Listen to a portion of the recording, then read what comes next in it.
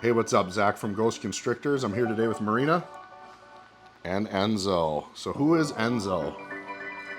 He's a Cane Corso puppy. Yeah, so earlier this year I lost my service dog. I had a big German Shepherd that I loved. He traveled with us everywhere. He would fly with me. He would go to shows with us. He would go to gyms with me. He went all over with me, right? So unfortunately he had like a large mass. We didn't know that was pushing up on his spine and causing him some bladder issues to where he can no longer really go to the bathroom. And he went downhill really fast. His body was really fighting something bad, and it just really sucked. We lost him this year after we moved down to Georgia. It was like it was a difficult journey, right, for me. It was very sad. So I took some time and kind of reflected, and then we decided, we love dogs. We're a huge dog family. We have French Bulldogs, we have Chihuahua, and I always wanted Cane Corsos because I really like the larger dogs. Our German Shepherd was larger. He was about 120 at his heaviest. So we kind of took a risk and decided to go get a puppy, which is a lot more work than an adult dog, right? It's not like our Frenchies. You got to get up in the middle of the night with this guy. But so we got Enzo. So we got him from a breeder in Ohio that specializes in Cane Corsos. And then we're going to actually get into doing them, right? So we start with him. We're going to get a female here, I think, in a month or so, and kind of start slow and build up and decide like how we want our dogs. I have a picture of what I want our dogs to look like, what I want their temperament to be like, and then just kind of how I want our business to go.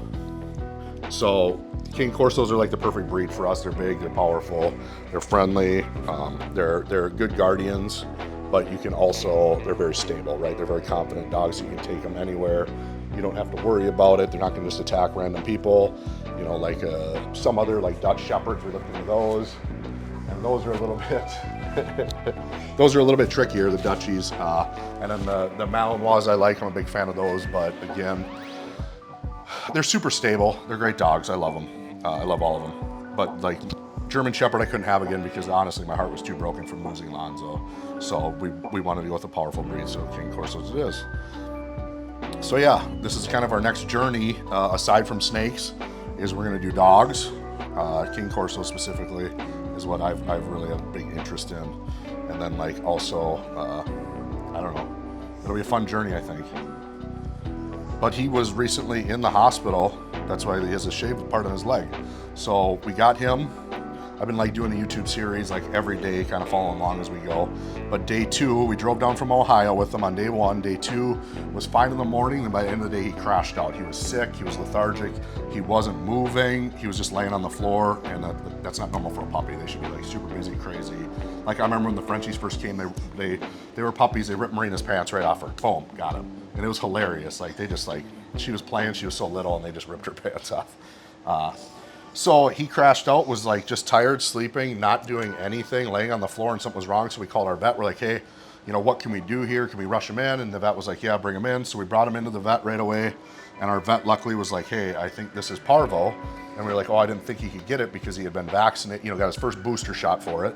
And the vet was like, no, they can still get it. So he ran the test on him. And then it came back positive. And then at the breeder's request, because we reached out to the breeder, we're like, hey, you got an issue here. This dog has parvo. We don't know if he's going to make it through the night. He was looking really bad. The vet was very nervous. And the vet was like, I'll run the test again, two, just so it's not there's no issues with the test. It's not like flawed, that it's not a false positive or something. So he ran it again, and yeah, it was parvo. So it would have been, he went in on the second day we had him that evening, was hospitalized, quarantined, given IVs, what was it? I don't know what it was off the top of my head. It was like